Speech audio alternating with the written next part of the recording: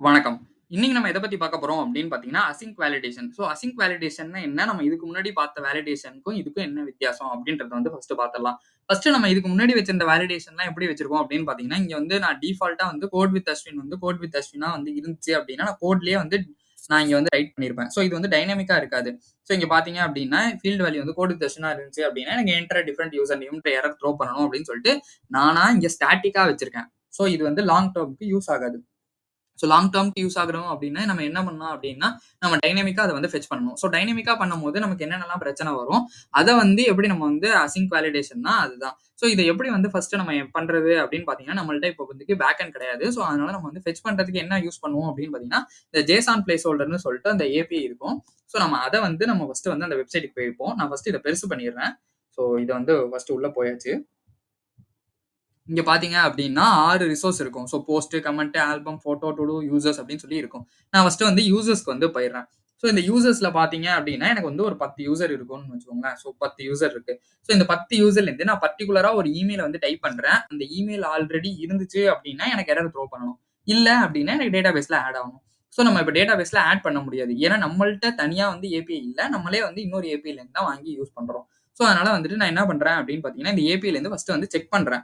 எனக்கு வந்து இமெயில் வந்து sincere@april.biz இருந்துச்சு அப்படின்னா எனக்கு வந்து ஷோ பண்ணு. இல்லன்னா எனக்கு ஷோ பண்ணாது. இத நான் வந்து குடுக்கும்போது எனக்கு அந்த ஒரே ஒண்ணு வந்து வந்துருச்சு. இத நான் வந்து ஃபெட்ச் மெத்தட் போட்டு ஃபர்ஸ்ட் வந்து செக் பண்ணணும். செக் பண்ணிட்டு இருந்துச்சு அப்படின்னா எரர் த்ரோ பண்ணுவேன். இல்லன்னா மாட்டேன். இத வந்து எப்படி பண்றது அப்படின்றத கோட்ல வந்து போய் பார்த்துடலாம். ஃபர்ஸ்ட் நான் என்ன பண்றேன் அப்படின்னா, இத வந்து காப்பி மட்டும் பண்ணி வச்சுக்கிறேன். காப்பி பண்ணிட்டு நம்மளோட இதுக்கு வந்து போயிட்டு நான் இத மினிமைஸும் பண்ணிக்கிறேன். இங்க போயிட்டேன்னா, இப்ப நான் என்ன பண்றேன் அப்படின்னா, இமெயில்குள்ள வந்து ஃபர்ஸ்ட் வந்து போணும். ஏன்னா நம்ம ஆல்ரெடி இமெயில் வந்து இந்த இமெயில் எக்ஸிஸ்ட் ஆயிருந்துச்சு அப்படின்னு நான் தானே வச்சிருந்தோம். நான் அதனால என்ன பண்றேன் அப்படின்னு பார்த்தீங்கன்னா, ஃபர்ஸ்ட் வந்து இமெயிலுக்கு வந்து வந்துக்கிறேன். இமெயிலுக்கு வரும்போது எப்படி வேலிடேட் பண்ணணும் அப்படின்றத நான் ஃபர்ஸ்ட் வந்து வேலிடேட் வீடியோல வந்து போட்டிருந்தோம். நீங்க அத பார்க்கல அப்படின்னா மறக்காம அத செக் பண்ணி பார்த்துட்டு வாங்க. அப்பதான் வந்து இது என்னன்றதே உங்களுக்கு வந்து புரியும். அந்த வேலிடேட் மெத்தட் வந்து ஃபர்ஸ்ட் வந்து போட்டுக்கிறேன். இதுல வந்து நான் என்ன பண்ண போறேன் அப்படின்னு பார்த்தீங்கன்னா, இமெயில் அவைலபிள் அப்படின்றத வந்துட்டு குடுத்துக்கிறேன். இமெயில் அவைலபிள் அப்படின்றது நேம். இங்க வந்து நான் வந்து ஒரு அசிங் ஃபங்ஷன் வந்து எழுதுறேன். இந்த அசிங் ஃபங்ஷன்ல என்னென்ன இருக்கும் அப்படின்னு பார்த்தீங்கன்னா, ஃபர்ஸ்ட் வந்து நமக்கு வந்து ஃபீல்ட் வேல்யூ வந்து வரும். இந்த ஃபீல்ட் வேல்யூனா என்னன்னா, நான் என்ன டைப் பண்றேன் அதுதான் அந்த ஃபீல்ட் வேல்யூ.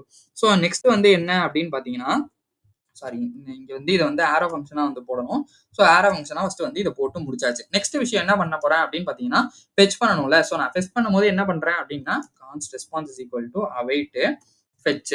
இந்த ஃபெட்ச் மெத்தட்னா என்ன? ஃபெட்ச் எப்படி வந்து ஒரு APIல இருந்து பண்றது அப்படின்னு தெரியலன்னா, அது ரொம்ப ரொம்ப ஒரு இம்பார்ட்டன்டான ஒரு விஷயம். அத பார்க்கல அப்படின்னா மறக்காம அத செக் பண்ணி பார்த்துட்டு நான் அத ஐ பட்டன்லயும் வந்து குடுக்குறேன்.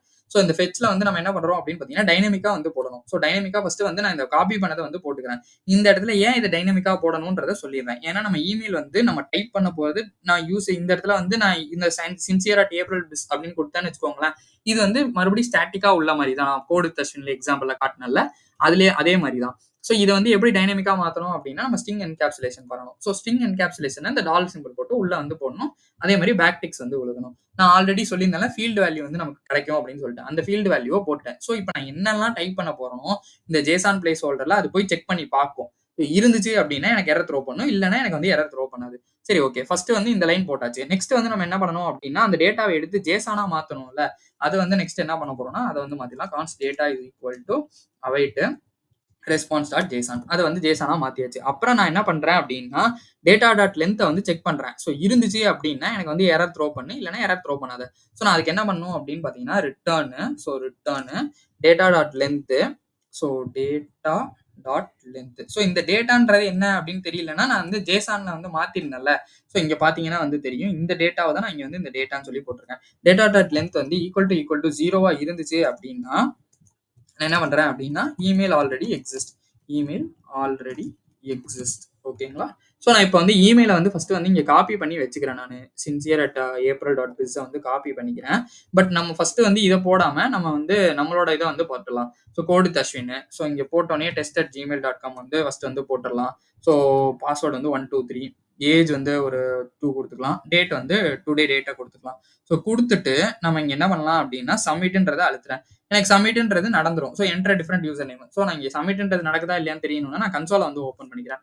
கன்சோல ஓப்பன் பண்ணிட்டு நான் என்ன பண்றேன் அப்படின்னு பார்த்தீங்கன்னா, இந்த கோட் வித் அஸ்வின்ல டிஃபரண்ட் யூசர் நேம் 1 2ன்ற மாரி குடுத்துக்கிறேன். குடுத்துட்டு இப்ப நான் சப்மிட் அழுத்துறேன். நம்ம ஆல்ரெடி ரீசெட்டுக்கான கோட வந்து எழுதி வச்சிருக்கோம். நம்ம நேத்து வீடியோல வந்து ரீசெட்ட பத்தி போட்டிருந்தோம். ஸோ ரீசெட்னா என்ன? சப்மிட்டிங்னா என்னன்னு தெரியல அப்படின்னா, நான் அத வந்து ஐ பட்டன்ல குடுக்குறேன். மறக்காம அத செக் பண்ணி பாருங்க.